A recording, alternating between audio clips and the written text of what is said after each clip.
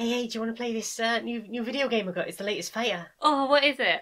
Yeah, it's Queer and Pleasant Strangers Fires. Oh, brilliant. What sort of characters they got? Well, they got all sorts, like, yeah. So if you flick through, there's this one. Like, she's got, like, green hair, and her special move is tentacles. Oh, that sounds fantastic. Are there any other good characters on there? Yeah, check out the blue-haired one. She's really pretty.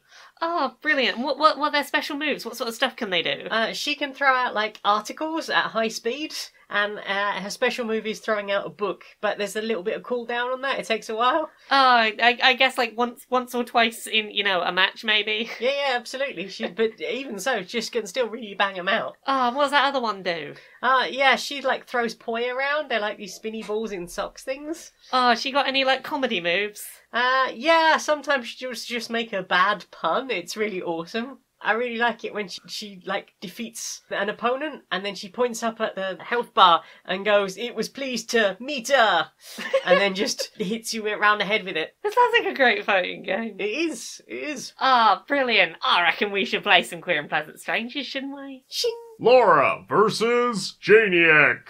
Fight!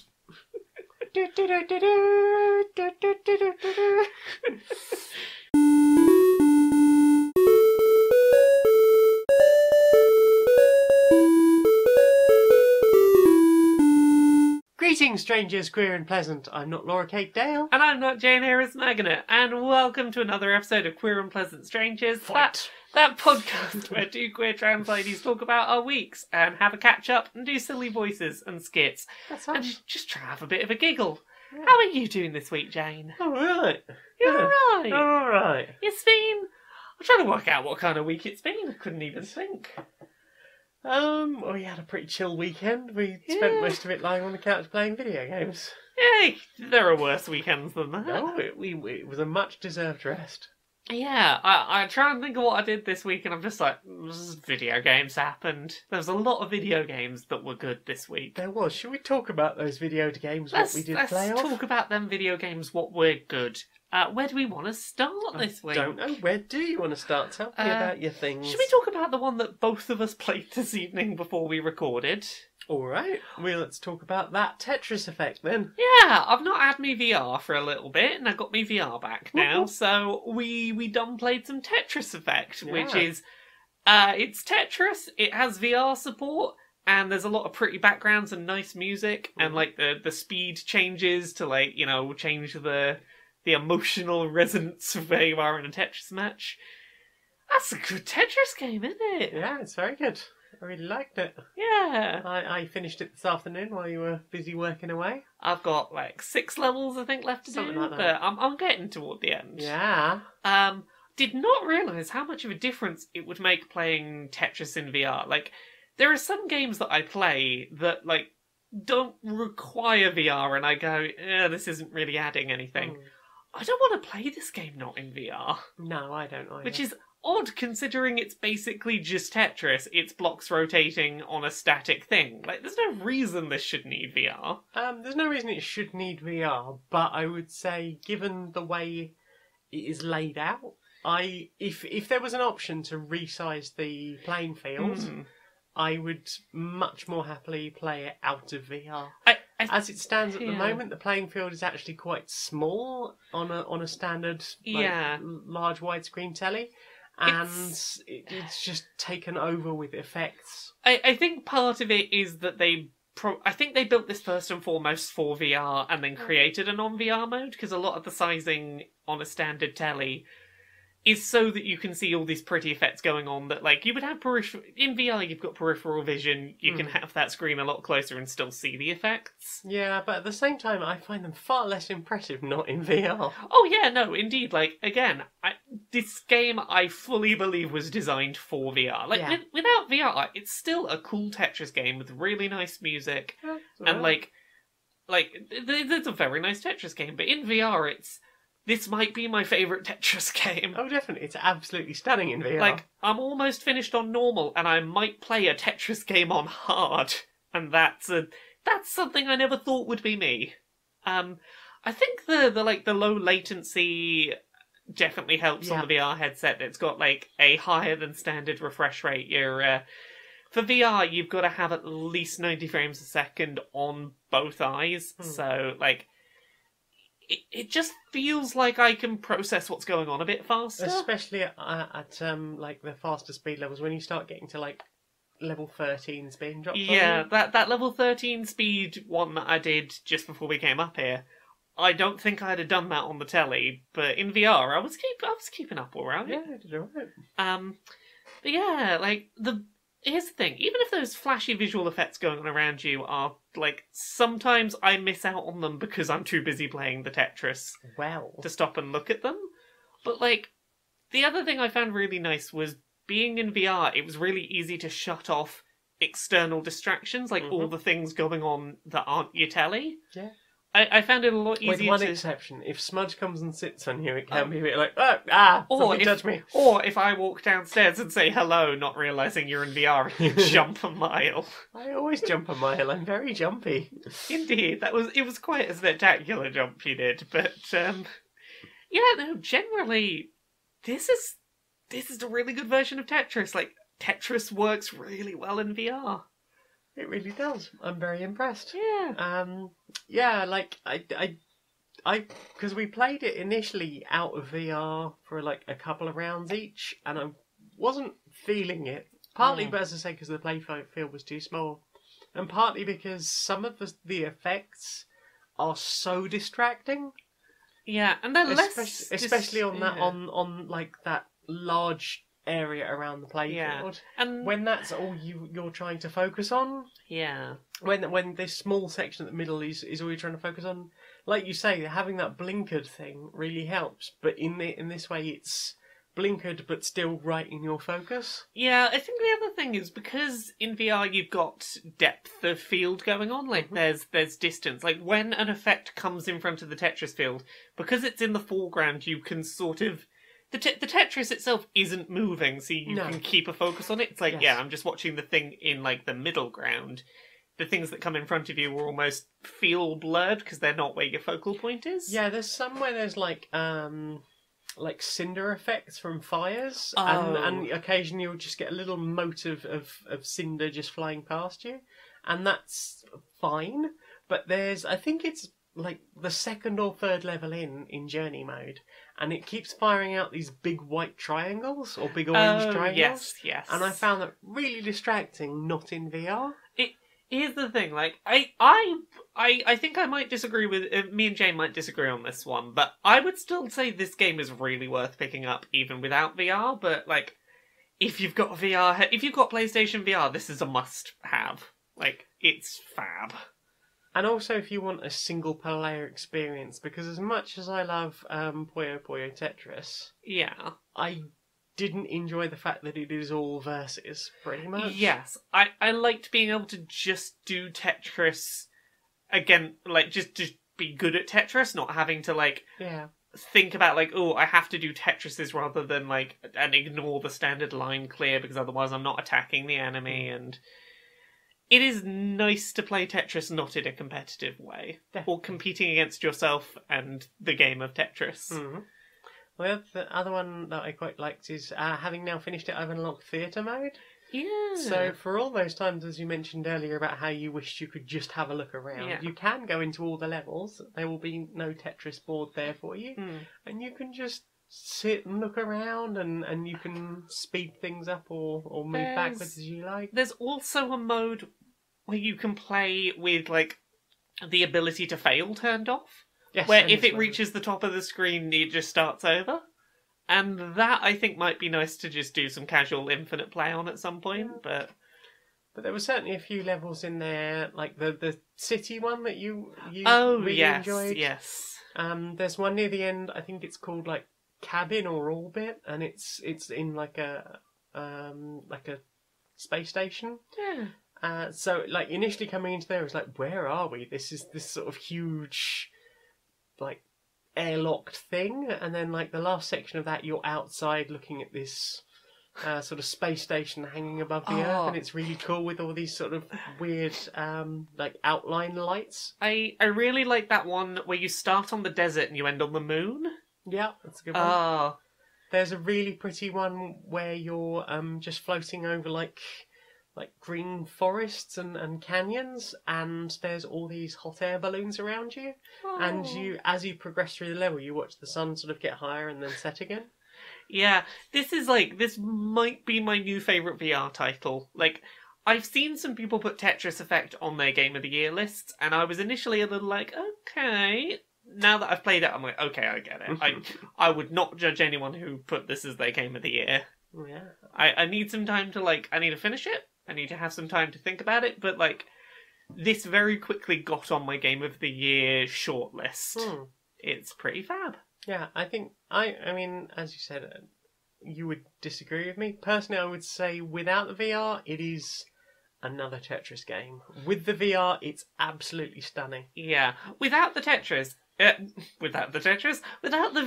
it's a nice Tetris game with some good music, and it does some interesting inventive stuff, but the VR is like, that's the reason to play this. Like, if you are like a Tetris nut, I might even say that this would be a game worth getting a VR headset for if you are really into Tetris, because this changed the way I see that game.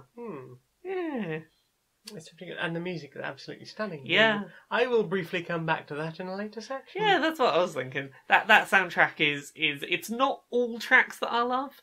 And some of the visual, they change up the visual look of the Tetris board every time, and I'm not a huge fan of some of them. Like the Cogs one doesn't really work for me. Oh, with the windmills in the background. Yeah, that one I struggle with a little bit, but actually, that's another thing we forgot to mention. I love the slow progression of the music and the visuals and the way it's tied to your progression through the level.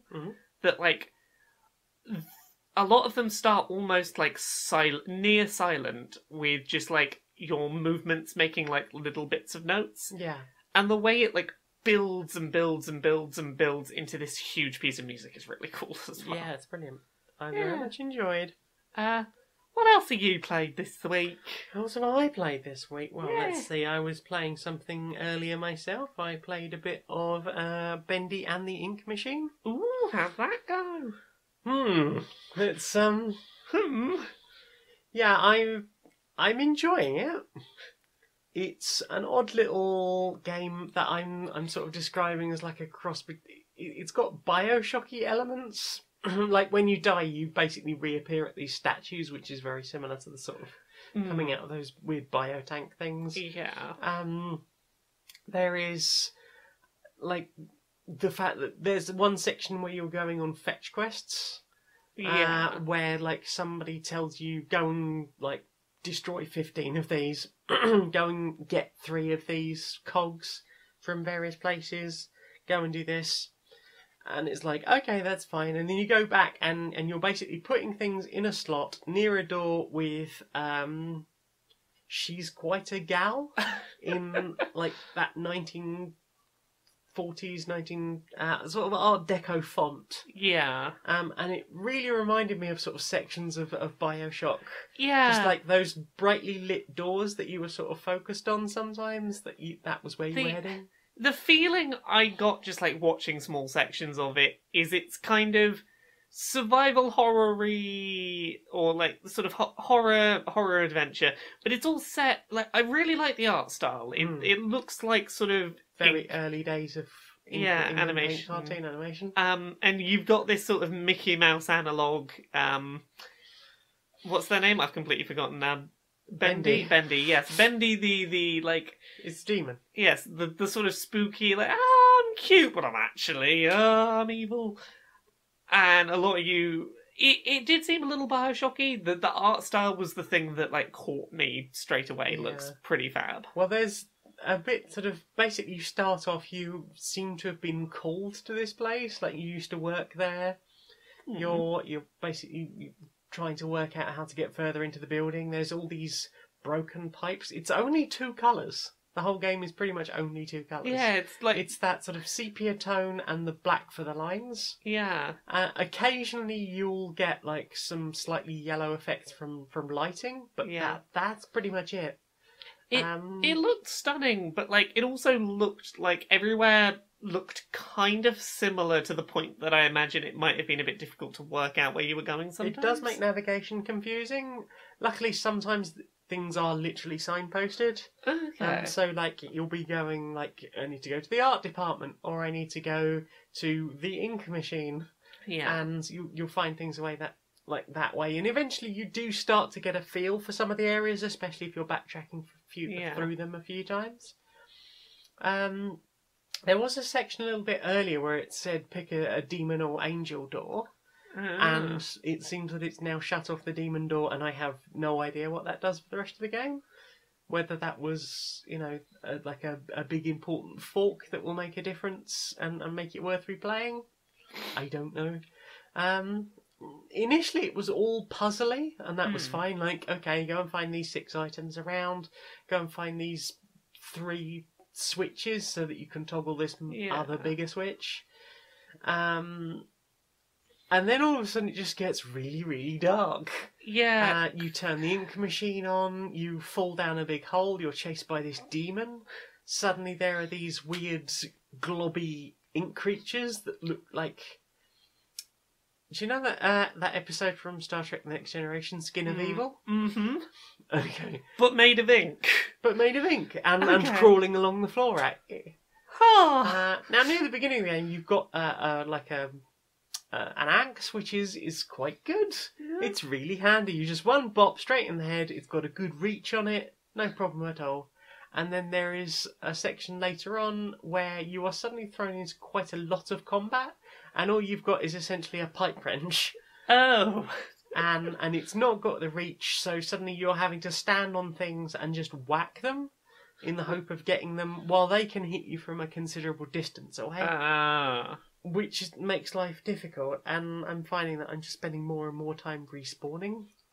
But you're still enjoying it, are you? I am enjoying it. I definitely want to know what's going on. There's this other element that kind of reminds me again of Bioshock, of the sort of Big Daddy thing, like or even something like Alien Isolation. Here's the big bad you gotta hide from. Yeah, the big bad is coming. You can tell because like A, the music's changed, and B, there's this sort of black mist coming across the level. And you go and sort of hide in this thing, then there's this heartbeat sound effect that comes on, and instead of being the little cute cardboard early animation style Bendy, there is this huge lumbering ink beast with this like half moon smile, and like it seems to be simultaneously like rippling, maybe not really dripping so much, and it just sort of executioner walks along. So you're having to watch that. Meanwhile, you've got this... At the moment, I've aligned myself with Alice Angel, but she also seems to be the 2 voice actresses that you're sort of learning about throughout the game that played this character. Okay. Because they sometimes refer to themselves as using those voice actresses' names. And then you've got like all these like voice recordings that you find around, and they will tell you little bits of story. My one gripe with that is they do that sort of weird equalisation effect that they do to make it sound like an old recording. Yeah. Which sometimes makes it to pick out a bit difficult. It's not subtitled, but there is like a roll of paper at one side. It's in tiny text. I was going to say, it looked a bit small to read along with. Yeah, especially if you're sitting across the room from even a decently sized alley. Yeah. It's that it has some down points, and it's definitely very indie, but like I want to know what's going on with it. It's at the very least like holding your interest. Oh, definitely. It's a good, interesting indie. Mm-hmm. Lovely. What have you played? So I played something today. Ooh. I played a decent chunk of No More Heroes Travis Strikes Again, which is a game that I played at Gamescom, and I really wasn't feeling it. No. I'm a big fan of the first 2 No More Heroes games. Like, they're deeply flawed games. The first one has an open world completely for no reason that is entirely empty and pointless. The second one, like, these games are like games that I love that I couldn't give more than a 7 out of 10, but I fucking love them. And the new one kind of switches away from the big presentation of the first couple of games. Like, the first few were like... The big appeal was third-person action combat with a lightsaber where you fight big bosses who have overly dramatic presentation. And now it's more like indie game scale, top-down, beat 'em up without voice acting and with less of that presentation stuff going on. And I've played it at a few events, and the event demos just didn't grab me. Yeah. It was a lot of slowly moving text that was just like, I wish this was being voice acted, rather than being text. A lot of, stops to the combat to explain things to me. It just wasn't getting me. Yeah. And I played for about an hour today, just dropped into the game. Very quickly, here's a sheet with the controls if you want them. And then just go. Uninterrupted, no tutorials, just get into the game. Mm. And it felt a lot more fun. I got on a lot better with it today. It's one of those, top-down, beat up the enemies that appear in waves as you go through levels kind of thing. Yeah, like a horde mode. Yeah, or at least, the level of the game I played within it. There's, 7 different types of game world within it that all have different genres, but the beat-em-up is the one I was playing. I was really impressed by the pace of the combat. It took a lot of things from the original No More Heroes and just, turned the speed and tempo up to, 11. Nice. It's things like recharging your lightsaber, which you still do by making a jerk-off motion with the control. You wank your lightsaber to recharge it. That's a lot quicker now. There's next to no delay between swings. It feels like you can be constantly swinging if you want. Super special moves and things recharge very quickly. They activate very quickly. It was just a much faster paced game than older entries in the series, and I really got on well with it. I got up to the first mid boss, and it was a proper difficult fight. There was a lot of having to utilize dodge rolls properly to avoid attacks and getting in your hits where you can. Provided a good challenge. I really enjoyed this. I don't think the demo they show off at conventions, does this game justice. Because I've played it a few times wanting to like it and just been no, it's not getting me. It's not getting me. I still want it to like it and it's still not getting me. It took sitting down with the actual game and just going, okay, let's just play it. Is that the actual game, or is that a version that they're taking to the press to show off without the tutorials in? So, as I understand it, it's the actual game, because I was treated to, here is the start screen of the game with continue or new game and options, and I accidentally hit continue at one point and went into a save file that's clearly much later in the game, and then this was clearly you could probably play this build from start to finish. Okay.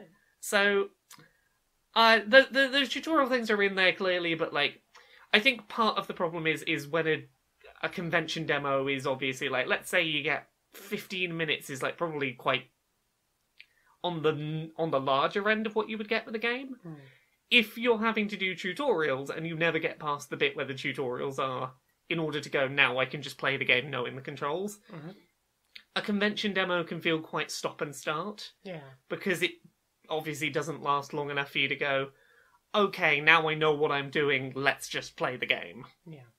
So, once I got to that point and was I can just play this uninterrupted, the flow of the whole thing made a lot more sense. Okay. But, yeah, what about you? What have you been playing? I played my favourite. Did you play the Katamari? I got to play Katamari Damacy Reroll. Yay! Thanks to someone lovely getting it for me. I wonder who that was. Thank you.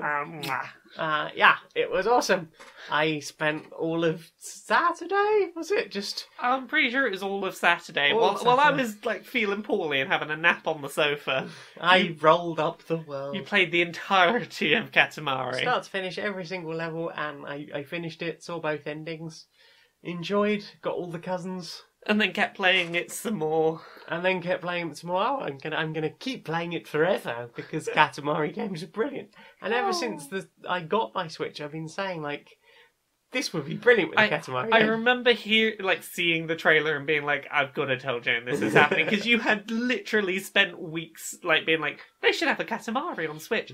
The day before, you'd been like, oh, I wonder if there'll be a Katamari on Switch, and the next day it gets announced. So I was aware you were kind of a fan. I wildly leapt around the house enjoying that and clapping, and then playing it all day start to finish, and then playing it quite a lot of the next day and the next day, and I'm probably going to play some more tonight. Yeah, you played some in bed before the other night. Like, you have been playing away at it. I like Katamari games. It's Katamari Damacy, so it's one I've never played. It's the original one, as I understand. The creator only didn't want to make any sequels. Yeah. So it's nice to see, this was the real thing, because I only played We Love Katamari before. And Wonderful End of the World does not... It does not do the thing. It tries, bless it. And it's also nice that this is coming out on PC, because before it's always been console. Yeah. So that's nice too, for people like me who went, I want a PC one. A Wonderful End of the World isn't very good. So yeah, it was awesome to play more of that. I will be playing more of that. I like the music. Lots of different styles in there. That was very cool. Really not sure about the motion controls though. No. They work. They're a bit fiddly. You could probably get used to them, I suppose. But I was not impressed. We played a little bit of the competitive split screen multiplayer. We did. That was a fun little side thing to do. It was. Yeah, I'm not sure how much life you can get out of that, because it seems like you've only got that one arena to play in. They'll put different things in it, but it's still run around a circle. Yeah. Make the bigger ball. If you're bigger than your opponent, maybe roll them up. Yep. It was a bit weird. The first time that you rolled me up, and I was like, what's just happened? Nah, help me. And having to sort of flail my way out of there, and then on the second game, rolling you up 4 times in the match. I was too small to reach any of the remaining food, and you were just like, oh, got you now. I didn't even fight away the last time. I was like, I like being cuddled. This is futile. I cannot get anything more. I will allow you to use me to get bigger things. Yeah, you've been having fun rolling up the world. I love rolling things up, and I really like that I can just duck in and go, I've got 25 minutes to spare, I'm going to go smallest to tallest. It's good. It runs really nicely on the Switch as well. It does. It's only a tiny bit of speed, slow down on loading, but it's not a lot. It's a text-based, on the text-based loading screen, occasionally you'll get halfway through a word and it'll load for a second and then finish loading that sentence. But it's always nice to hear the King of All Cosmos talking in record scratch. Oh. Can I just say, it's really nice watching you talk about this. I imagine this is what it was like watching me talk about Pokemon, because you just got this big grin on your face the whole time, just like, it's the game I like! It's adorable.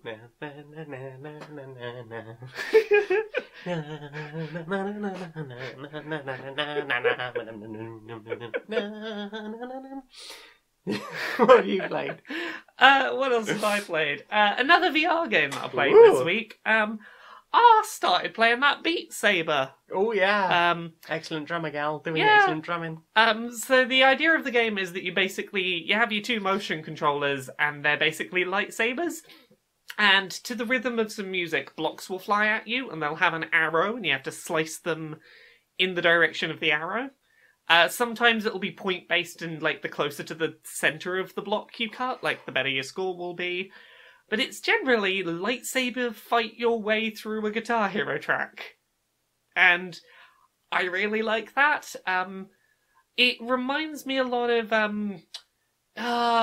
it's not Audio Surf. It's the VR game by the Audio Surf people that is about punching through the music. It's very similar to that. I had a lot of fun with it. It's a really good game. I've been doing some tough challenges recently. There was one where it was across the whole track, You can only miss 8 notes, and you can only like hit 8 notes in the wrong direction, and it was a very fast track, and it's like, yeah, if you make either of those mistakes more than 8 times, you start over. That was a nice fun challenge. I wasn't very good at it. I had to have like 3 retries on the first level on hard. Yeah, you got through the first level though. Just about, yeah. But yeah, I've been having a lot of fun with that. If you've seen videos of people playing, it looks really fun. It's as fun as it looks. I would like to try it on an easier difficulty mode. And yeah, we'll have to set it up again. I desperately want to play more of it. Like, I might play some at lunch tomorrow, maybe, or maybe some on Sunday if we've got time. I want to play more of this game. What about you?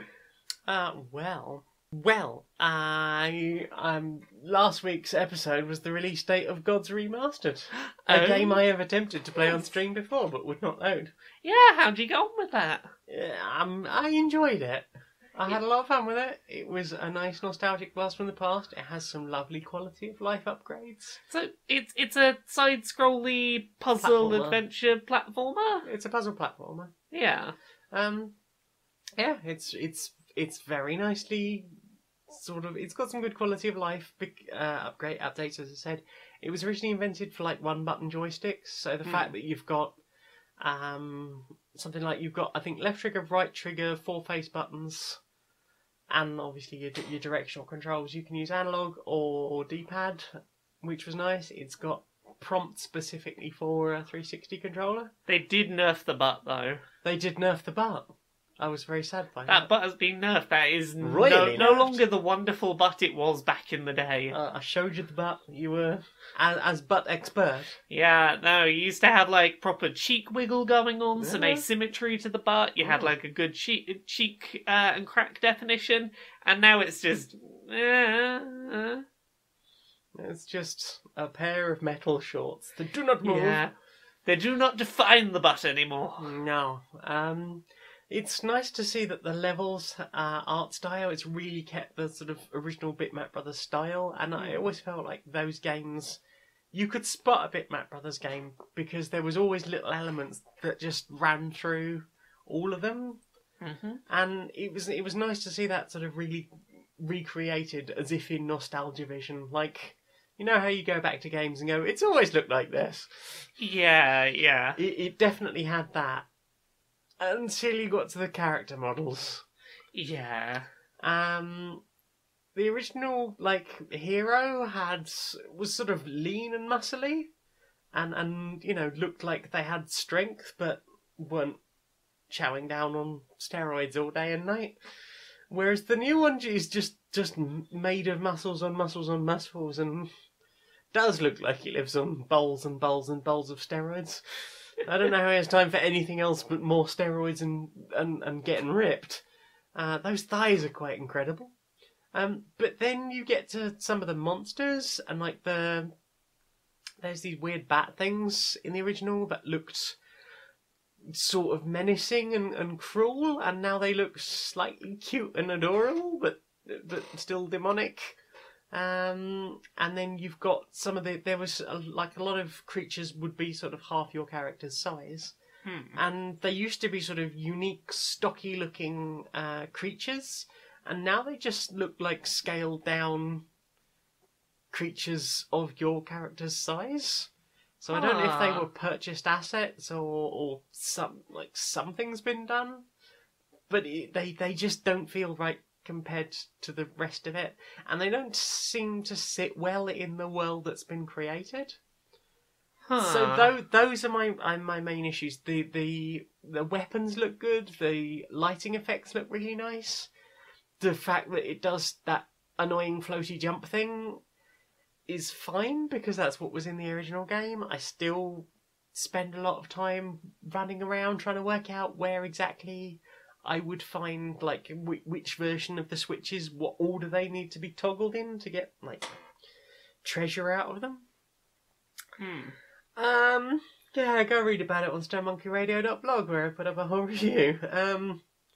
The music wasn't the original music from the Amiga PC Atari ST game.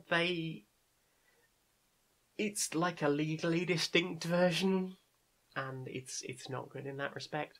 So not super impressed with those aspects, but overall, you can switch back to the original graphics, so you don't have to worry about any of those gripes. You still have access to all the funky buttons and things.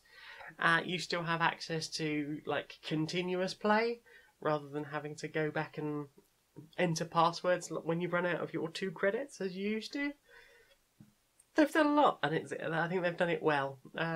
Clearly a tribute, but lacking in some of the art assets, I feel. But yeah, apparently made by one person, and they got somebody else into doing the music, and that's pretty much it. Yeah. Not bad. What else have you played? I finally finished playing through another VR game, Pixel Ripped. I think I've talked about this one on the podcast before. It's the one where you're basically playing as a young girl, playing a video game in on a handheld that's in VR, but then sometimes it unfolds around you in the world around you, and you're doing the video game jumping across the desk in school to shoot the big monster. I really enjoyed it. It's very rough around the edges. It's very clear that this is a 3D game made by a team that doesn't necessarily have the most experience with it. But I was willing to forgive a lot of its minor shortcomings, because there's a lot of heart to this thing. It's very ambitious. It's constantly trying new things. I found myself very immersed in the world. The sense of scale and size is really interesting. The way that they make you feel like you are playing as a child by the perspective of objects. There's one level where you get brought into the head teacher's office, and this desk is just much higher than you, and you're having to sort of look up at everything, and it's just interesting the way that scale can be done in VR. But I've not tried that one, but yeah, it looked fun when you played it. I was almost co-piloting for you for a few times, the first section in the schoolroom. Yeah, teacher's looking, come back. Yeah, so I could sort of focus a bit more and just sort of jump back when I had to. Teacher's looking, which felt like being back at school. Yeah, the level, one of the levels I was playing yesterday, this headmaster one, was actually really interesting, because you basically had platforms that were essentially built up of Tetris pieces falling down in front of the teacher's window, and you had to jump on them as they were falling to climb up, and then jump on these TNT things to blow up the wall that the teacher happened to be near at that time to deal damage to the headmaster. Cool. It just all had a really good level of ambition, and sort of using the fact that you're in VR to blur the lines between game on the virtual handheld and game around you. It was a very interesting game. I'm glad I gave it the time that I did. I don't know how often I'll go back to that one. I feel like I experienced it and I enjoyed it. I would definitely it's one I might show to people if they wanted to get a feel for why VR was cool. Yeah, it's a nice little game. Yeah. What about you? What else have you played? Well, we went out and did a board game night. Yeah, with so we did. Some friends. So we had a go at that Cyanide and Happiness game, Joking Hazard. Yeah. Yeah, I got what I'm pretty sure is either a factory second or a knockoff version from Wish. It was totally playable though. Totally playable. So for anyone who doesn't know, the basic idea is that it's kind of Cards Against Humanity-esque in that you have a prompt and you have to answer it. Yep. But instead of verbal prompts, the prompt will be the first 2 panels of a comic, and everyone then has to sort of try and do a funny third panel. Yep. Sometimes there'll be words, sometimes there won't, but it was interesting. I feel like it was more difficult to get a good laugh than Cards Against Humanity or, say, a Bucket of Doom or something. The problem I found was there were too many variables that often meant that half of the cards in my hand wouldn't work. If the setup of the first 2 panels is person 1 says something, person 2 responds, and then the setup is obviously person 1 should respond one more time. And it's I only have a handful of person 2, but I really need something person 1 related. You sometimes just none of the cards I had made sense to use. Yeah. Like, Cards Against Humanity always, at the very least, like, the format of what type of thing the card is will usually, like, even if it's a shit answer, it will make, like, grammatical or, like, sentence sense, which I don't think this game gets. It does struggle with that sometimes, although the one thing I did like that from that isn't built into Cards Against Humanity, though I have homebrewed a few times, was if a red card comes up, you can just trade away as many cards as you want from your hand and just get new cards. I like that as a thing. Honestly, if I'm playing a game like Cards Against Humanity or this Joking Hazard, I honestly want to house rule it just no matter what, whenever, feel free to mulligan, because like the who wins and who loses element is a lot less important than getting people to keep laughing, and I honestly think both of those games would benefit from, if you've got nothing funny, feel free to throw some of your cards, pick some new ones up, and try again. And I know there is a thing where you can trade in one of your black cards for a new hand, but like, I think it's more fun to just chuck them on the pile. If you've just got a bad hand, don't stress it. Just because the thing is, like, that game's no fun if you don't have a good card. I don't mind so much with, say, Bucket of Doom, because with Bucket of Doom, at least, like, you have room to explain and to make a case for something. So if you've got a shit hand, but can be creative about it, you can make it work. Yeah, absolutely. Yeah, so that was a criticism of Joking Hazard, but we had some good fun with that. We did. We had some very amusing comics came out of it. Yeah, we got some good laughs. Yeah, it's a funny one. I don't know if it's like a guaranteed laugh. No. I feel like it could go either way. Yeah.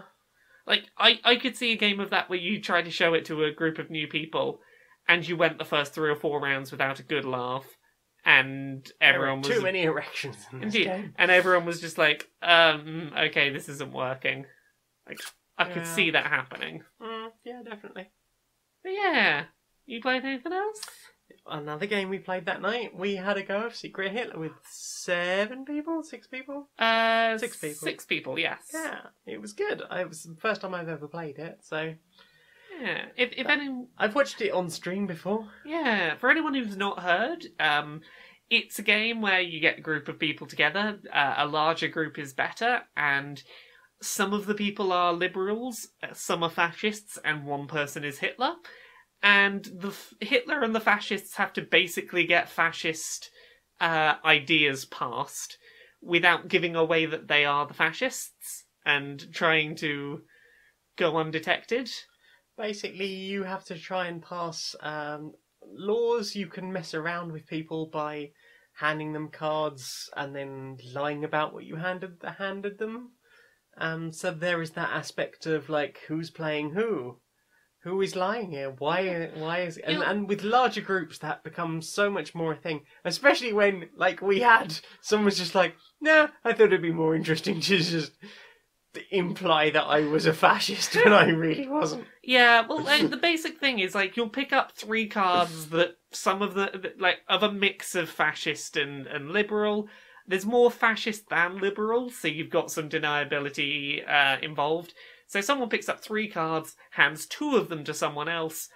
That other person plays one of them, and you've either passed a liberal or fascist motion, and then you start the lies and the subterfuge of, oh, I gave you 2 liberal, I gave you 1 liberal and 1 fascist. Why did you play the fascist?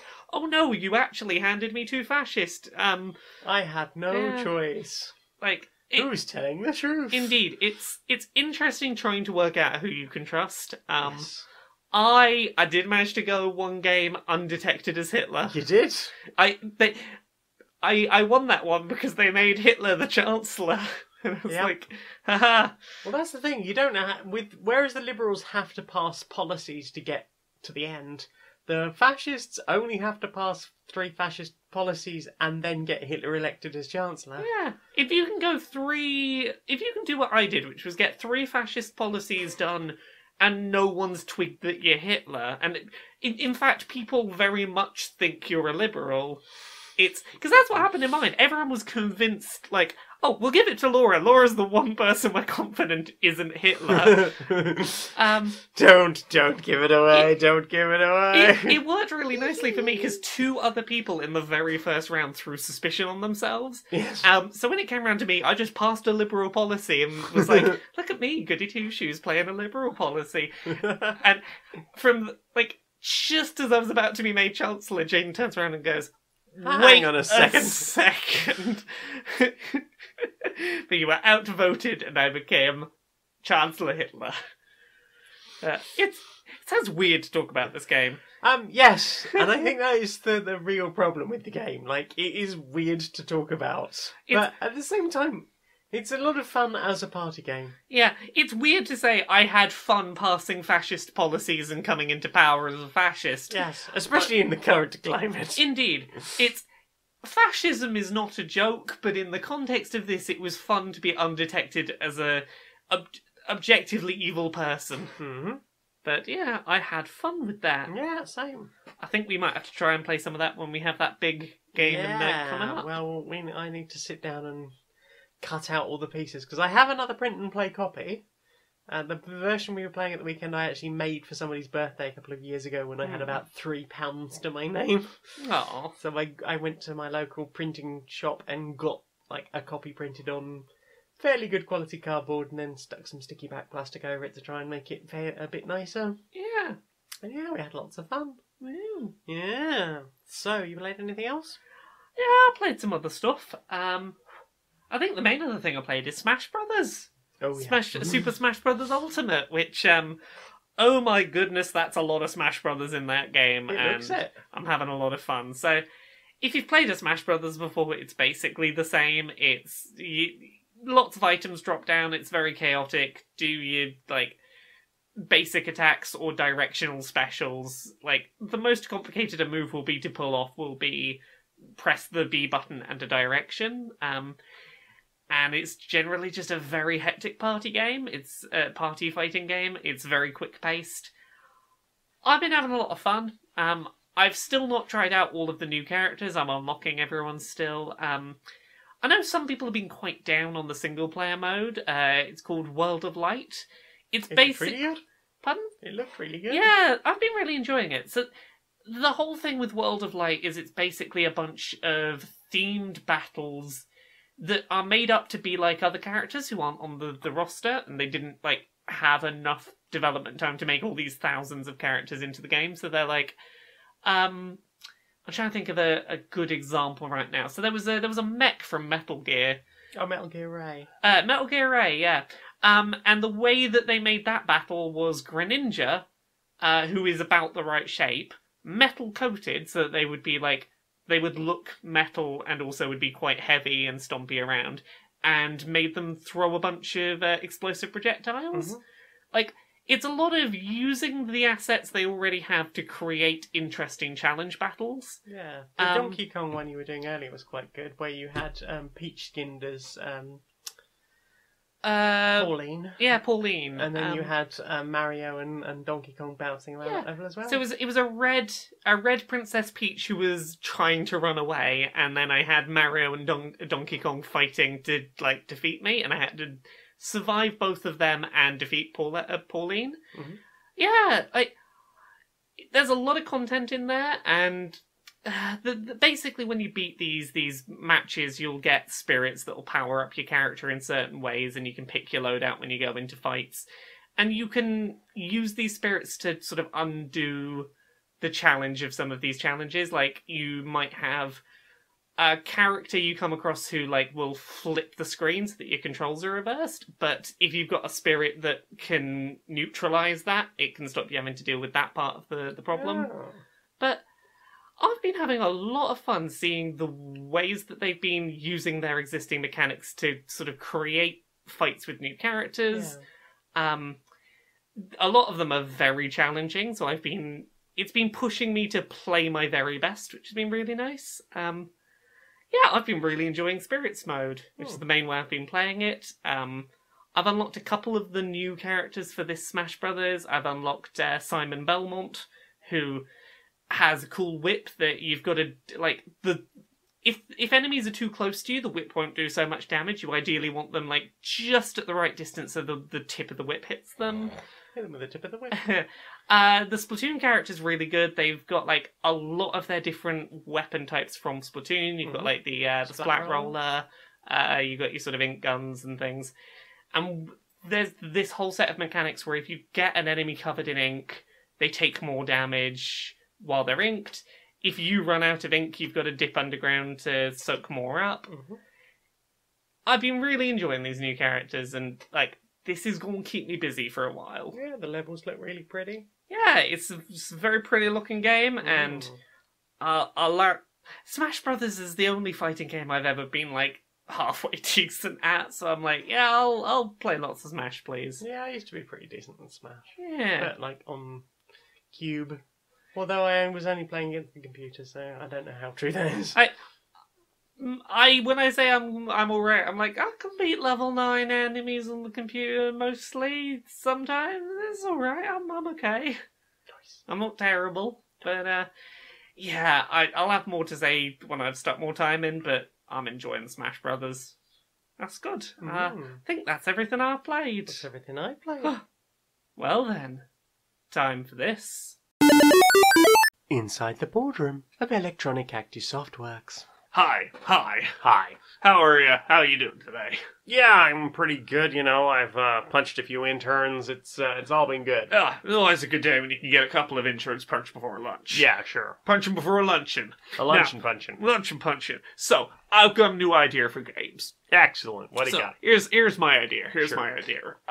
So, if we already have tools for like creating content in our game. You know, the design team use them already. Yeah. So, here's what I'm thinking. We give players the ability to access creation tools. And we just let them make content. And we put a little bit in our world where we can just use their content without having to make it ourselves. Oh yeah, sticking in that long-ass EULA at the beginning, yeah. Yeah. That we can just, if we want it, you made it in our game, we can just use it. Yeah. And then we just update our game with things that other people made that we didn't have to make.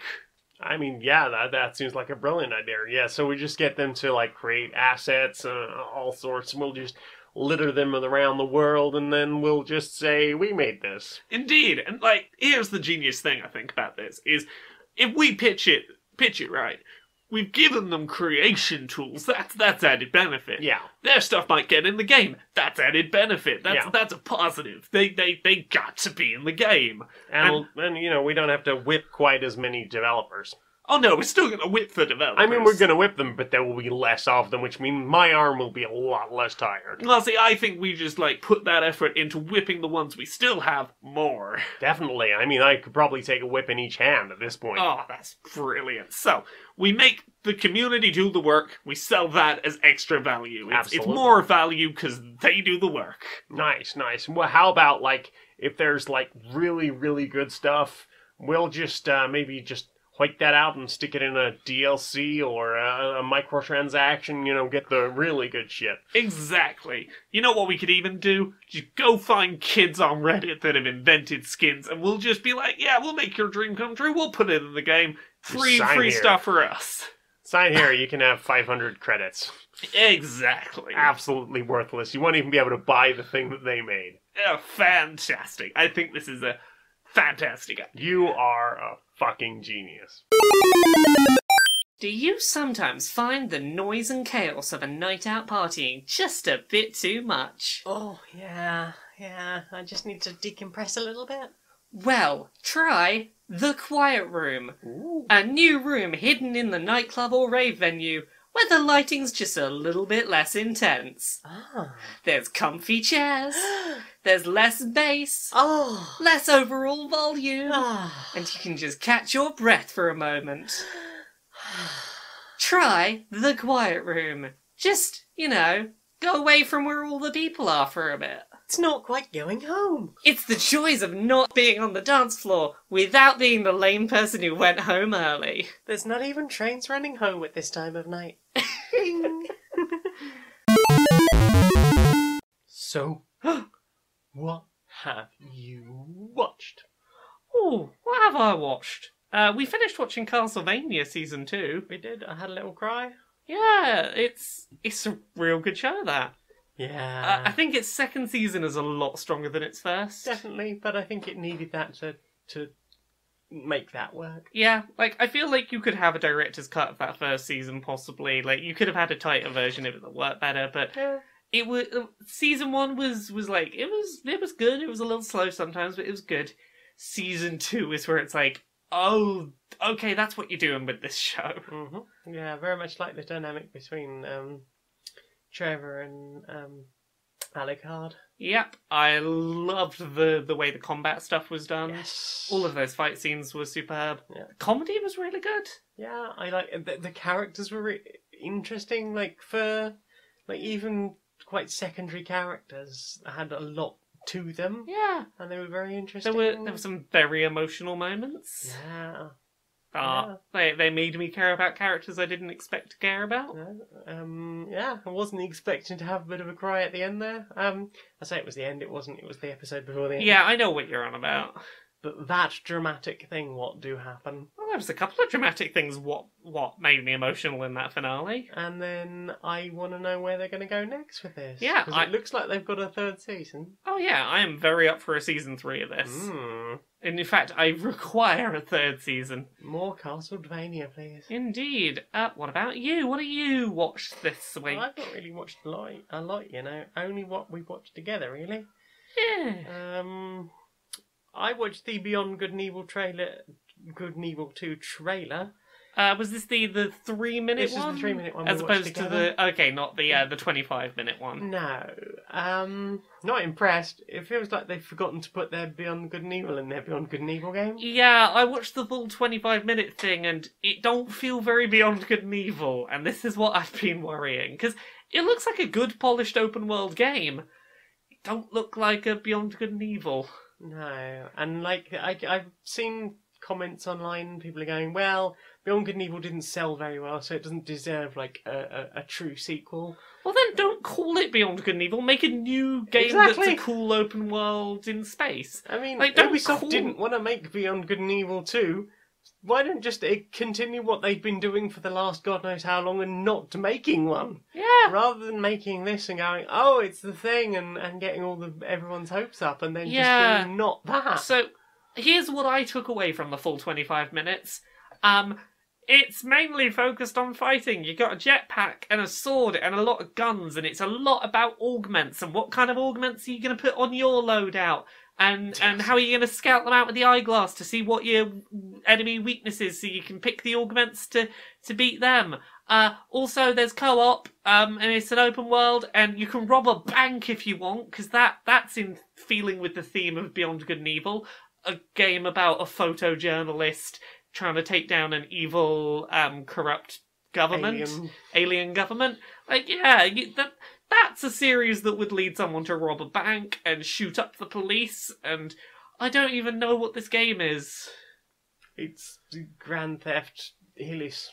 Grand Theft Hillis. There's a lot of things in that demo where I'm like, if that's real, and it's not just bullshit for a tech demo, that's an impressive tech thing you've done. Like, you can allegedly go up into space and, like, look down at the planet with your spyglass and see the traffic moving around down on the ground still. Not that there's a reason you would need to see the traffic moving, but if it's real, that's a impressive tech thing, I guess. And you can go up into space while your friend stays down on the planet, Yeah. and they'll both be loaded. Yeah, but it's sort of just... It's an impressive looking open world sandbox in space that has the paintings of Beyond Good and Evil, but this is not... I was the person that spent years, there was a while on Podquisition where every episode I would go, where the fuck is my Beyond Good and Evil 2? Like, that was a running joke. It's almost like they've decided to punish you for it. Yeah, like, I was the person that was just continually begging, like, why are you teasing this and not bringing it to us? Where is my Beyond Good and Evil 2? And they gave it to me, and I'm now like... They didn't. Would I have been happier if they just hadn't? Because maybe I'll love it. Maybe I'll get proven wrong. Maybe it will be the Beyond Good and Evil sequel that I want. But everything they're showing right now doesn't suggest so. And it's a prequel, I'm hearing. It's a prequel as opposed to a sequel, but also that's very unclear. They talked about in the live stream that every character you meet, and they said every character you meet will be a clone. Now, I don't know what that means, because that's like, okay, you've shown Paige and Jade in trailers. Is it not actually the Paige and Jane we know? Are they clones of them? How does that work? Are we just in a different bit of space and this is like a mirror universe of clones? Like, it looks like an excuse to sell fucking microtransactions, to be honest. The whole it's all clones thing has got me thinking like, okay, so this isn't an actual in-continuity story. It's like, but at the end of this we'll blow it all up and it's okay because it's not the original ones are over there. Or something. Yeah, it's... I don't But even the whole know. thing about the customizable ships and getting bits for that, it feels like, well, there's an excuse to sell that. Oh yeah, augments are going to be The augments, microtransactions. Yeah, you can buy that. You can Get buy your special pre-order augments and you pre-order ship. a currency for in-game, a currency for buying ship bits, a currency for buying augments. Oh, also, your player character isn't a defined character. They're a create-your-own character that you're playing as, so that'll be a thing. Like, I guarantee... I would put money on it right now that there will be a microtransaction or a pre-order bonus to play the game as original game Jade. Like, that's going to be a thing, isn't it? It's going to be the character model of original... And you won't be Jade, you'll just be wearing Jade's skin as a suit. Yummy, yummy. Because you will find Jade at some point, so you won't be Jade, but... I guarantee one of the versions of this game, or an at-launch DLC, will be play this game as Jade. Yeah, get the Platinum Edition. Yeah. Get the special editions. Get the Jade Edition. Oh my god. This is the problem. I will buy that Jade Edition, even if I know going in... Because I can't not play Beyond Good and Evil 2. I'm gonna pick it up, and I will get the Jade Edition. I hope they just send you a copy so that you don't have to dignify it with expense. Like... I want them to prove me wrong.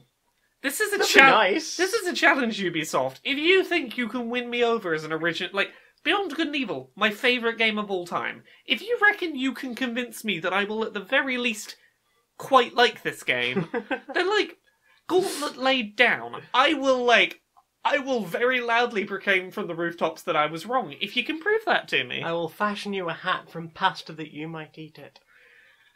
Yeah, just like. Fly me out. Show me something that makes me go, oh, okay, this game does appeal to me, a fan of the original game. Because I ain't feeling it now.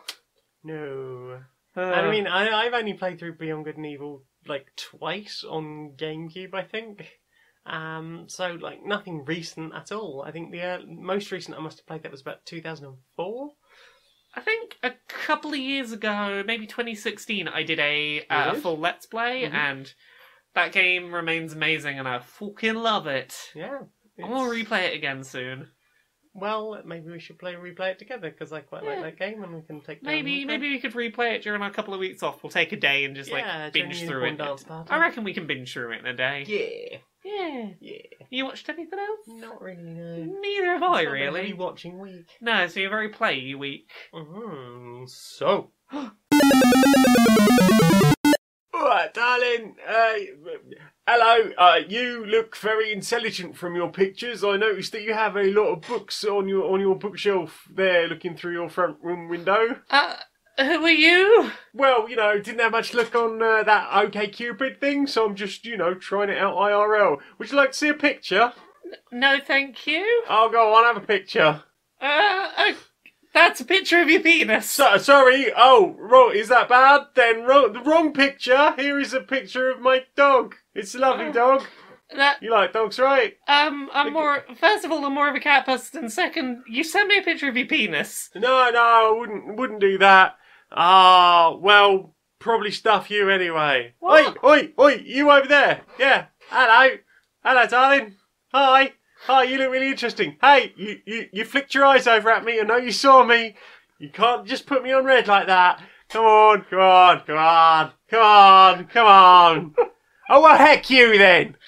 Nobody likes anyone like that. You're being rude now, ain't ya? Ain't ya? Do you want to see a picture? How does your penis? Sorry, wrong picture. She like dogs. Find me on OkCupid on Dave69420. Hey, that's both of the numbers, isn't it? Hey, hey, hey! Don't just leave me on red. I want to see a picture.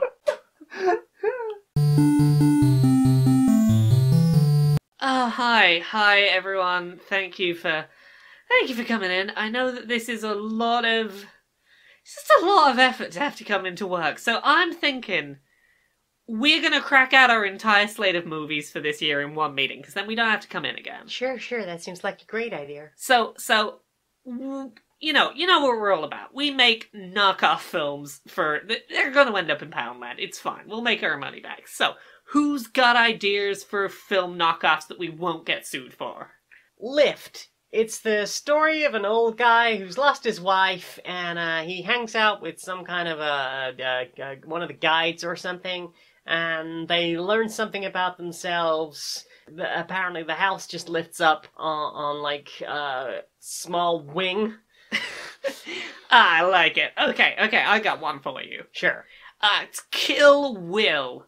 It is about a female assassin that's going on a revenge mission to, get revenge on someone who's wronged them. Yeah. But the person's name is Will. It's definitely not Bill. No, I mean, why would I even say that? Okay. You got any others? Cheery Toes. It's the story of some dancing penguins. Do penguins even have toes? I believe so, but we'll give them toes. Exactly. We've got like 3 3D animators. They've got a little bit of experience with some low-rent Blender assets. I figure we can knock this out in about 3 months. I think as long as we have a shot at the beginning that shows the penguins definitely have toes and they wiggle them a bit, and that's Yeah. Yeah. I got one. The Speedy and the Angry. It's about people who go very fast in cars and have lots of rage-based emotions to get out. They're very testosterone-fueled. They're speedy and angry, and that's definitely distinct from Fast and Furious. Exactly. I know somebody who can get us about 60 Nissan Micros. Oh, brilliant. If we, paint them and stick a spoiler on the back, no one's gonna know. Absolutely. Maybe get some Hot Wheels and just zoom in real close. Yeah, I mean, we do use a lot of model shots. Alternatively, again, as I say, we got some guys that know how to use Blender, so we'll probably work something out there. Right. Got one last one, perhaps? The Bad Dream Before Easter. Oh, brilliant! Tell me about this Bad Dream Before Easter. It's about the people who live in the town where Halloween is made. They learn about the Easter Bunny and eggs and stuff. There's a bunch of songs, and then there's some kind of bug creature at the end that's all a bit spooky, but we'll keep it PG, don't worry. And there'll be lots of songs, and ultimately everyone learns a lesson. And we've got that Todd Barton guy who makes all the slightly edgy, looks like he wears a lot of turtlenecks and black and things like that. Brilliant. Okay, now if we put one of those out every 2 months, that's our year sorted. Brilliant. Well, that was what? 3-4 minutes? Pfft, who does work? Works for suckers. Works for the guys who know how to use Blender, right?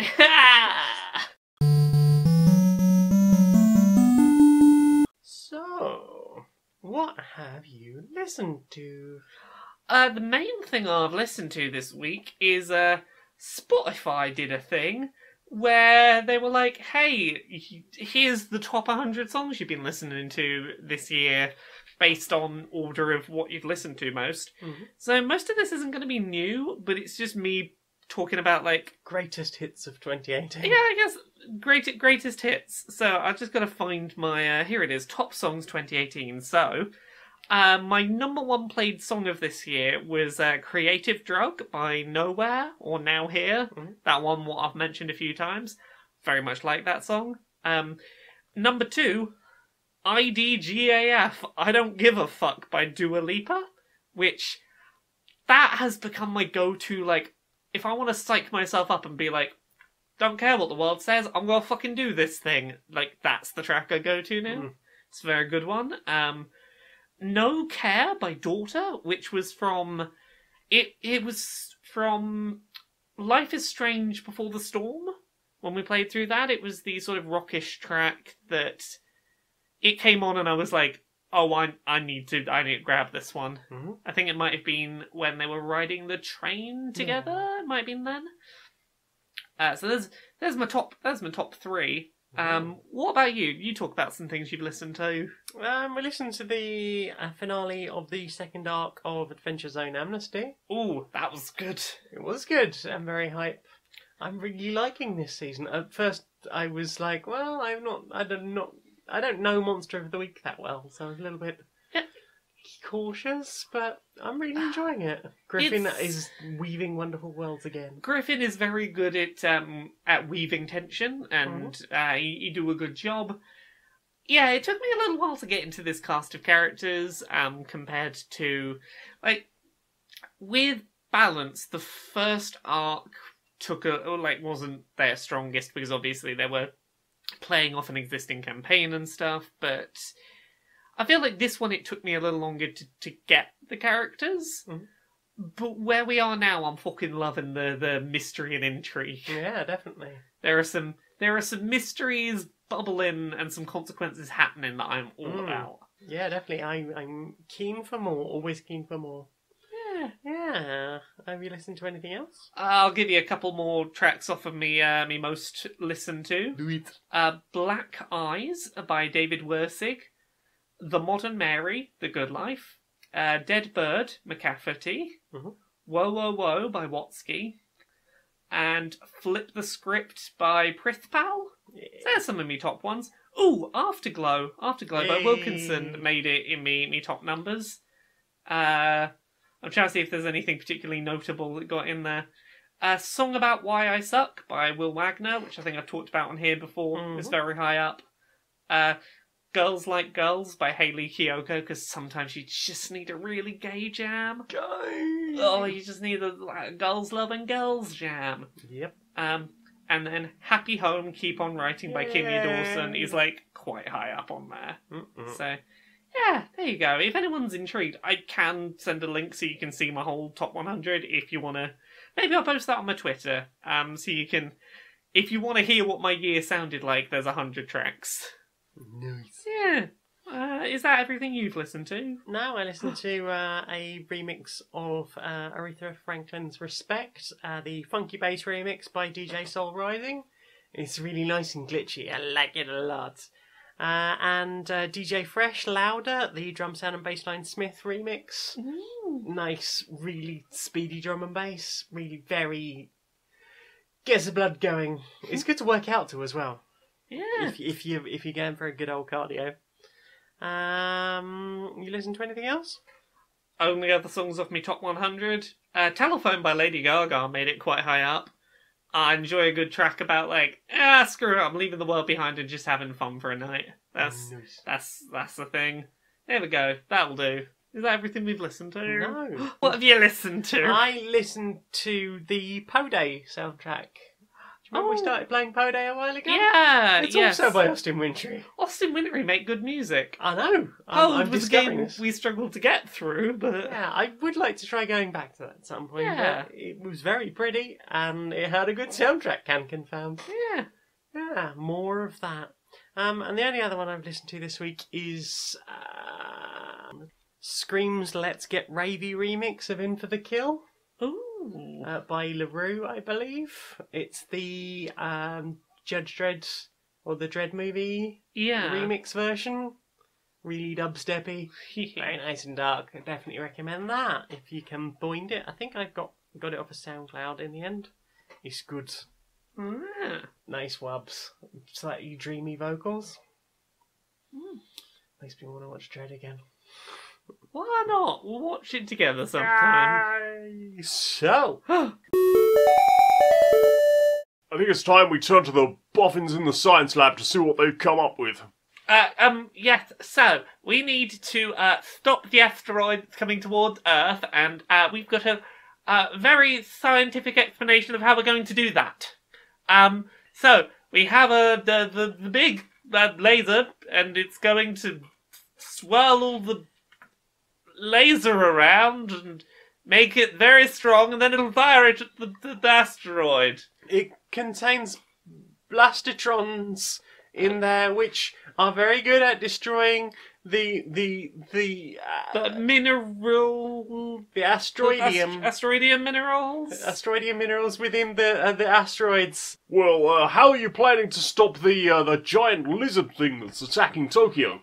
So we have, a chemical that's going to cause its, its atoms. They're made of atoms, right? Right. Yeah, it's atoms to break apart. It uses radioactivity to break the atoms apart, and then they spread further apart and break into pieces. Just small, tiny pieces of atoms, and they'll just be lying around. And then we will have defeated the big lizard. And what about those interdimensional, the things, the aliens coming through? We're going to use the laser. Did we already say laser? We've used laser. Have we said atoms? Nanobots. We're going to use nanobots to close the... What was it? Wobbly gates. The timey-wimey, wibbly-wobbly TARDIS? What? Those are words? Not that we've been watching that while no. we're supposed to be doing research on how to defeat the aliens. Not that we were using that as research. No. We'll reverse the polarity of the neutron flow. Neutron flow. Yeah. Yes. Yeah, that's what we'll do. Yeah. Well, that all seems quite interesting. I look forward to your results. I better get back out on the battlefield with this big pow gun that you filled with Explodium X. I'm really looking forward to taking on those aliens. This is a Nerf gun, isn't it? No. All right then. Do you think we got away with that? Absolutely. Okay, he has no clue that we don't know what size it is, right? No, but anyway, let's get back to watching Doctor Who. Yeah, it's fine. We'll finish the season before the asteroids crash down. Yeah, it'll be fine. It's fine. There's literally no hope. And now, Class 4E will tell the story of Unicorn Dance Party. Once upon a time, there was a unicorn. And it spent the whole summer partying and dancing and having a wonderful time. But then it all got very tiring, and then the winter came. Ooh! Ah, it's the winter! I am the spirit of winter! Oh no! And I come to make all the dark and all the cold, so everyone is very... It's like it's very scared and dark and cold. And because it was the winter, the unicorn couldn't go out and party because it was very cold, and going to and from parties is bad in the cold, in the dark, in the winter. I am the unicorn. I have spent all summer dancing, and now I am tired. But I wish it wasn't so cold, and I wish it wasn't so dark. I miss the sunshine. So, the unicorn had an idea to have a party at home.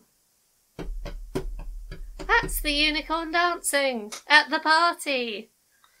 It's too cold in here. And so the unicorn wanted to get rid of the spirit of winter. But how could it do it? Oh, whatever am I going to do? And then the unicorn went out into the woods, and it found the spirit of winter, and there was the spirit of winter, and it was mean and angry and made a big noise, and the unicorn tried to scare it away.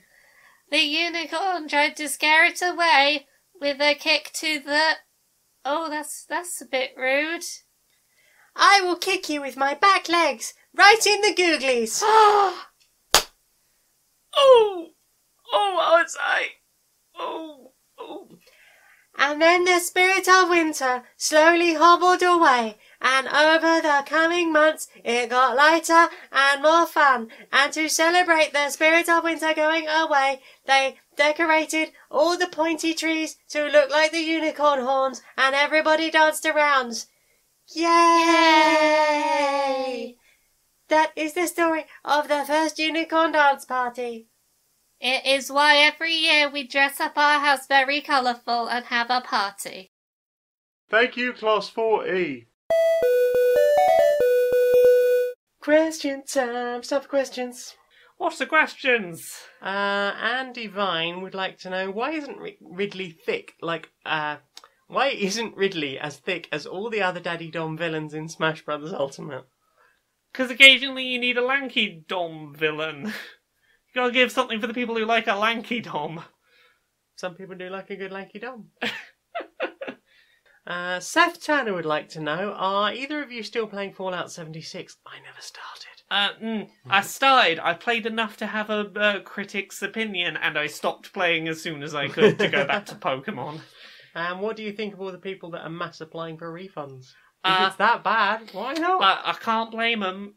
It's buggy. It's not as promised. It has very little content, and just the more that goes on with it, the worse it gets. It's not looking good for him, is it? Hmm. No. Hashtag do not recommend. Anonymous would like to know, so I'm a semi-closeted bisexual and I'm afraid to come out at work. But at the same time, I believe that increased visibility would potentially help out any other closeted folk at work. I am conflicted. What should I do?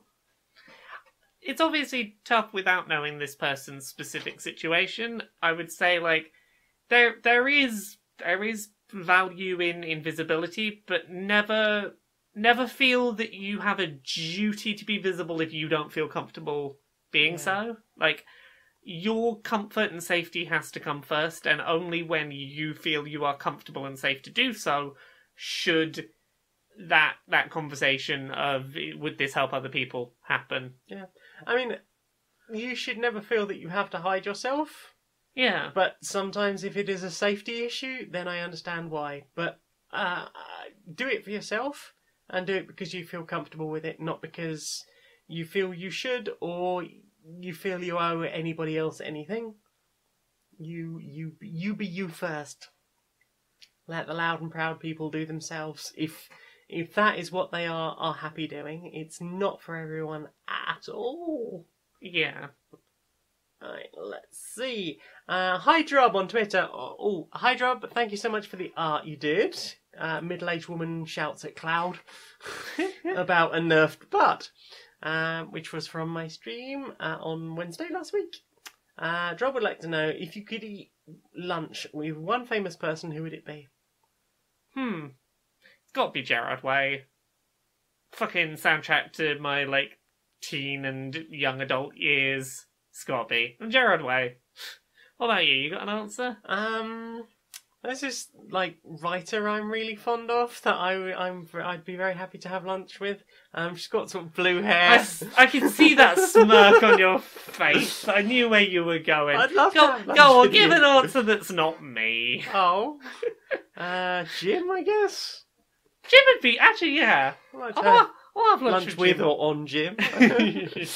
I still need to have lunch with Jim because I still need to meet Jim 4 years into podcasting with him. Well, one day he will be sorted enough that he can get over here and come say hello for a while. I had a sudden whole speech issue there. Becky Two Hill would like to know, tell me a recipe or food combination that I'm unlikely to know but will appreciate. For example, golden syrup and cheese is awesome. Really? Apparently so. You don't like cheese. No, So. the only food combo thing that, I think is awesome that a lot of people have never tried is Marmite and peanut butter together. The peanut butter is, enough to offset some of the saltiness, gives a nice texture thing with the crunch in there. It is a nice combo, I reckon. Have you got a food combo? I quite like pickled onion and sriracha sandwiches.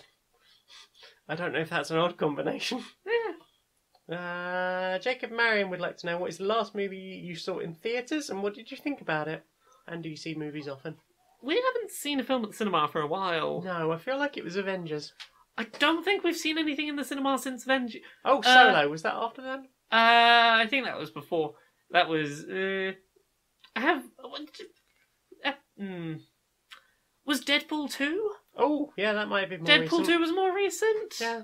Yeah, we've not Wow. seen anything in the cinema for a while. And there was some good things I wanted to see this year as well. Yeah, we need Wasn't to... Get Out this year? I wanted to go I see think that was last year, Oh. I think. That's how far behind I am. We have a list of things we need to watch when we can watch them in our home. We've not been to the cinema in a bit. Yeah, we've been homebodies a bit for a while. Well, we've been out, just not to the cinema. Yeah, but even like when we've like been watching films, we've sort of stayed in. I suppose we had some catching up to do. We had like a while we caught up on some of the Marvel movies I hadn't seen. Yeah. So we've watched movies. We just haven't really felt any great need to go out for them. Yeah. Do we go see movies often? We watch movies often, but we don't go out to them, I guess. Tricky would like to know space. Space. Gotta go to space. Name the best thing you can do in the Final Frontier.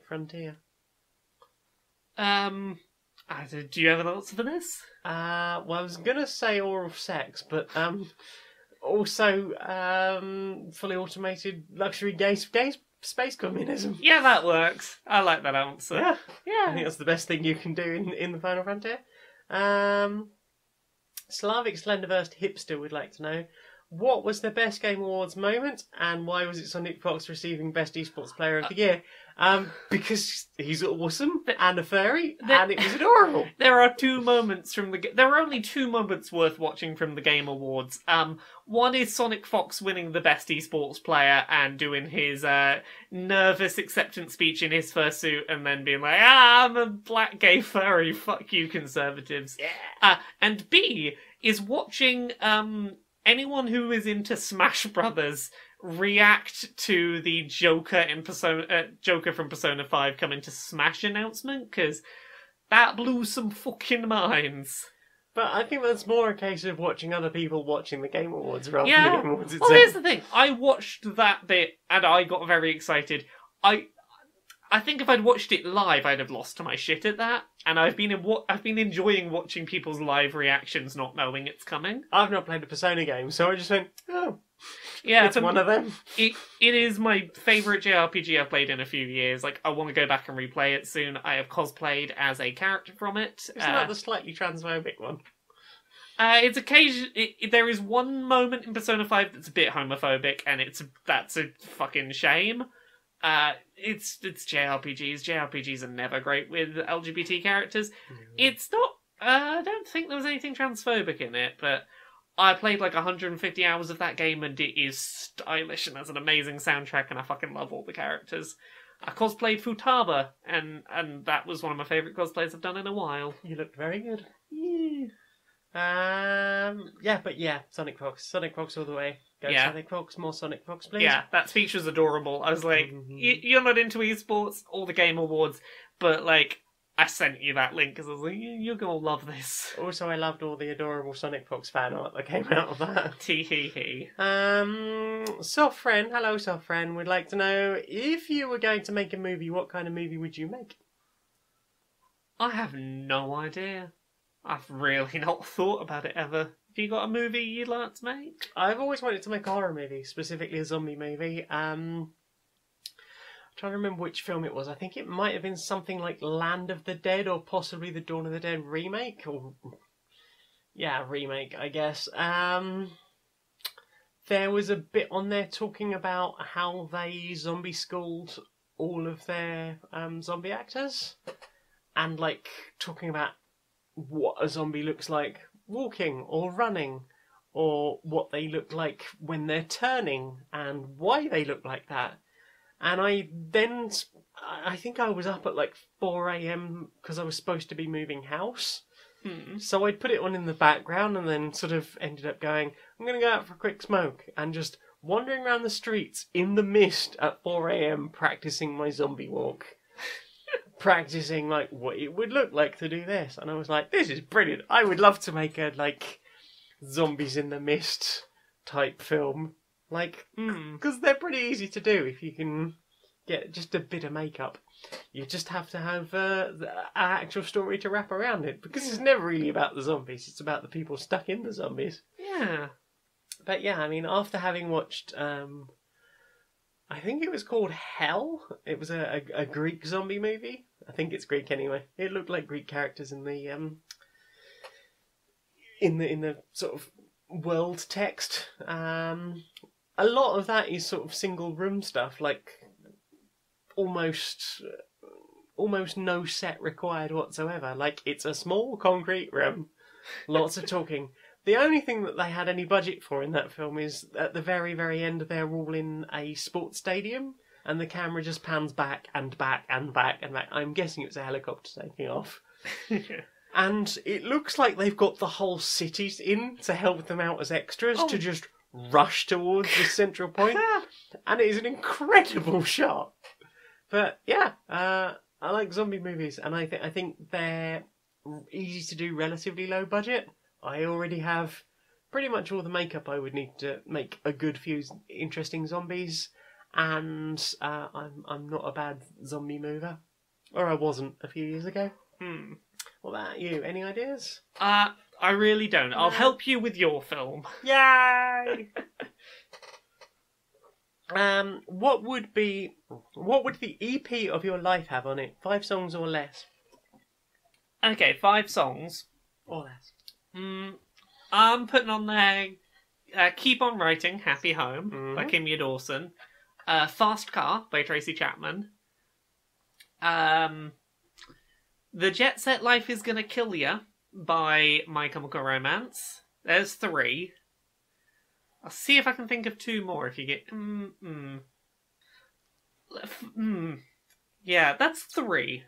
I might have to think about if there's any more. I'm going to have a look through my 100 songs of the year and see if any others jump out as like, aha, yes, of course. Because I feel like it's got to be something that has stuck around in my life for many years. Like, I don't feel like it can be something new that I like. Wow.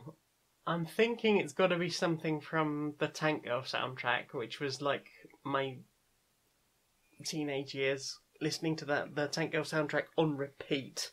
So probably Portishead Roads or Veruca Salt Aurora. Both really stick out on that album. Yeah. I would probably need some Iron Maiden to also cover like my earliest bits of getting into music full stop. Oh god, Flash of the Blade was the one I particularly remember off of that, just because it's really driving. And then like we get into the like city jump about drum and bass stuff, I think. Yeah. So things like Crafty Cuts, Feel Like Jumping, Kitten and the Hip Relaxez-Vous, the Barton Baker remix.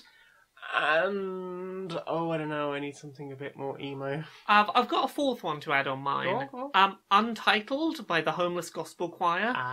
Specifically the version you can find on YouTube that was recorded live in Portsmouth in, I think it must have been 2016. Because that one is just him and an acoustic guitar as opposed to the other layered instruments and vocal effects. Both versions are fine. That's the version that, like, I was in the room for that recording. I've never cried. Like, I've never had a track I've never heard before make me cry the way that one did. That is a fucking track, that one. I'm trying to see, do you want to think, have you got My last one would be any I'm Not more? Okay, I promise. I'm Not Okay by My Chemical Romance. I feel like my 5th one might be another My Chemical Romance. Yay. The question is which. There are too many. Well, yeah, James pointed out the famous last words tattoo I have. That particular line is incredibly important to me. I don't know if that'd be the one I would want on my EP. I think I'd want something more optimistic. The Kids from Yesterday, which was towards the end of Danger Days, I might say. It's not even necessarily my favourite of their tracks, but it is a very strong track that has a nice, uplifting, like, we got through this and we're going to be okay and we'll keep going sort of feel to it. So I think that's my 5. Okay. Yeah, I'd be happy with that as the EP of me. Yeah. Yeah. You got any other questions? That's all the questions. Do you know what I want to see more of? What do you want to see more of? Want to see some more of them Social Justice Warriors? Social Justice? Social Justice Warriors! That's the one. Alright, Harry. Alright, Barry. How you doing? Yeah, not too bad, not too bad. Yeah, it's just the absolute shambles going on in Parliament at the moment. It's a proper nightmare. Whereas, day before this conversation, what were happening, someone stole a mace in Parliament the other day. It was the end of a day of ridiculousness. Yeah, and it's slightly terrifying the fact that you had Tory MPs shouting disgusting at that, but, we're quite happy to vote for sanctions and benefit cuts and universal credit and so forth. Like, watching this all unfold, like, it seems pretty obvious a couple things. Theresa May's Brexit deal just isn't going to work out, is it? Like, it just doesn't have the backing. No, it's a bad deal anyway, but like it's not working out. And to be honest, if we just just stop Brexit altogether, that'd be nice. Well, exactly. But like watching them parliamentary debates, it's quite clear Theresa May would rather the country go down in a sinking ship than she would admit she was wrong about something. Yeah, because it's totally wrong, but I think I can almost understand where it comes from, which is, if at this point, the Tories back down and go, okay, we were wrong, there's no Brexit, a lot of their base are never going to support them again, which, by my book, is a bloody good thing. The way I see it, I don't think they have any intention of cancelling Brexit. I think they would happily screw the entire country over because most of them have managed to move their assets over offshore. Like, most of them won't be affected by it at all. They're all rich fucks who can afford. Like, when we get to that point, what was it they were saying the other week? That post-Brexit we might have to have the government ration how much medicine can be given out. Not doctors deciding how much medicine you need. Government going, nah, we can't afford to give you that much. Have half of your meds that you need. Yeah. Like, shit like that. That's not going to affect, Theresa May. No. She's going to be able to pay for medicine if she needs it. She can afford it. It's the average person what can't pay for it, innit? Yeah, it's always going to be the people that were conned into voting for Brexit in the first place. Something that they originally said was advisory, and now it's suddenly become the will of the people. And it's always been quite convenient. This is coming in the same time as the anti-tax dodging laws were being brought in the European Parliament. So it's interesting that one of the most corrupt cities on the planet has ended up, supporting this whole thing about, we need to keep our tax havens. We need to do all this. We need to get rid of the European Court of Human Rights and replace it with a British Bill of Rights that will only apply, we won't apply in trivial cases, whatever that may mean. Well, here's the thing. It's like, it's very clear. If we have a no-deal Brexit, the country's fucked. Like, there's no coming back from that. Like, and Theresa May's counting on that. She's counting on, as much as at the beginning she was like, no deal's better than a bad deal. She's now like, no, a bad deal is better than no deal, so take my bad deal. It's like, no.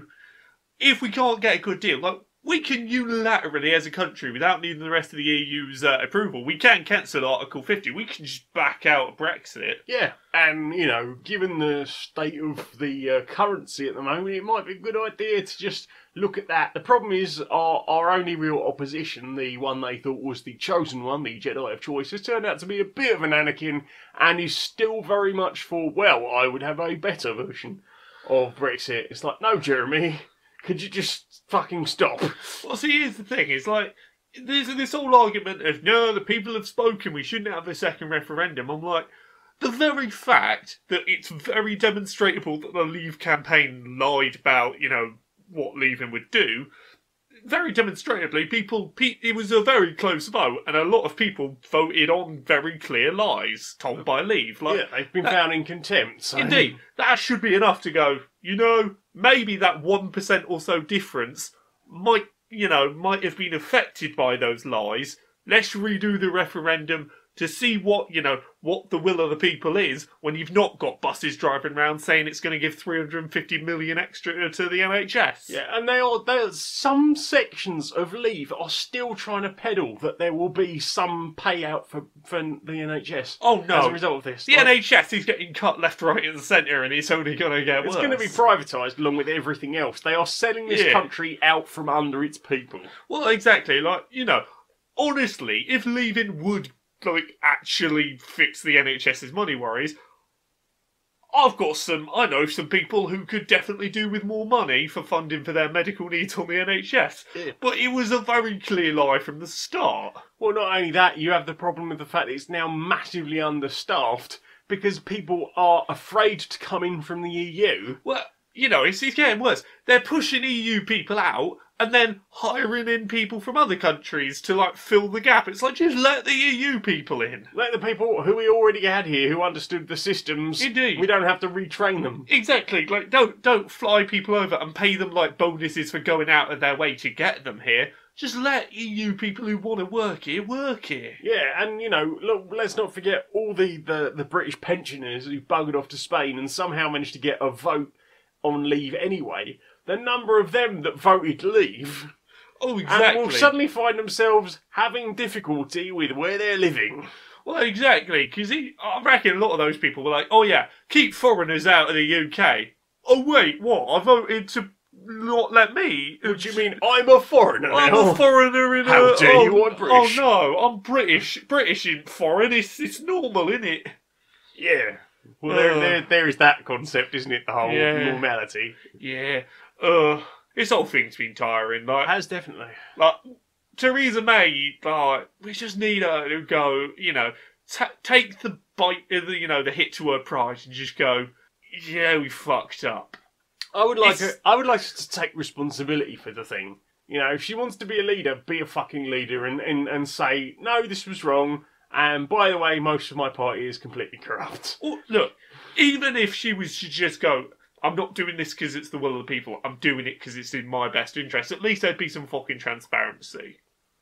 That'd be something. The mask has slipped. Your puppet masters have had enough. Yeah. They're just going to be honest now. The fact that, within weeks of Brexit being, the vote being declared, and me talking up to people that I encounter that I would not consider for acquaintances, people who had voted to leave. Once I've actually explained what the consequences are, very quickly they're all like, what? I had no idea about this. I wasn't told anything about this. I thought it was something that it wasn't in so many cases. They just didn't understand. I thought it was free money and I wouldn't have to start using euros. I've heard people who said they did it for a laugh because they knew it was a foregone conclusion that it would go the other way. Yeah, no, the number of people who voted Leave because they're just to show up the government and to just to make a mockery of them. Oh shit, it happened. Yeah. And now, our economy's tanking. It's no, you fucking did this. Even the intelligent people I know who thought about it, with the assets they had at hand, and thought about it in a less than I didn't really understand the concept kind of way, and voted Leave. Even they are now saying, actually, no, it was all wrong. Yeah, it's almost like we maybe should have listened to those economists who, before Brexit, were like, hey, the economy is our job. It's just going to fuck up the economy. It is hilariously a bit like that. It's a bit like that. Yeah. I need that hug. Definitely. Time for a hug. Oh, please, mate. Oh. State of the world. State of the world. Still, looking forward to Unicorn Dolls Party. Oh, brilliant. Yeah. You doing much for Unicorn Dolls Party? Oh, we've got a smoke machine in. Nice. Some lights. Yeah. It'll be proper good. Yeah. Get all the sparkles, or go everyone with their horn, their ceremonial horn. Your unicorn onesie. Absolutely. UDP is a very special time for everyone. Oh, right. Good on, mate. I need to go have a nap. Should we have that cup of tea? I'll have my decaf again. Yeah, have your decaf. Oh, brilliant. Laura, where can we find you on the internet, darling? Where can you find me? You can find me at Laura K Buzz pretty much everywhere. Laura K Buzz on Twitter, Twitch, YouTube. You can find me Monday to Friday, 9 to 5 at kotaku.co.uk. You can find my books on the internet. Things I Learned from Mario's Butt is on Unbound. You can still get that with backer rewards and various pledge levels. There is also Uncomfortable Labels, which is coming out in July 2019, so look forward to that. You can pre-order that on some places on the internet. Other than that, I'm on Dice Funk. It's a 5th edition Dungeons & Dragons real play podcast. I'm on seasons 3, 4 and 5. They're all self-contained stories, so you can just jump in wherever. I think that's about it. Yeah. Where are you on the internet? I am Maniac Janiac on YouTube and Twitter. I'm twitch.tv/Janiac. I can be found or I will be able to be found on Curiosity Epidemic, which is an upcoming D&D podcast. I will be playing a Furbolg druid, and we're gonna investigate some stuff. It's some very interesting characters. I spend a lot of my downtime trying to write jokes to come up with in my next few lines. So I had lots of fun with that and stuff. So yeah, The Adventures of Trees, Latonk and Enough. And find all about those characters fairly soon. I am also on soundcloud.com as Jane Eris Magnet, where you might be listening to this now. I've run out of breath, so I think that's all the things I'm on, Laura! Yeah. Sing us out. Until next time, be a stranger.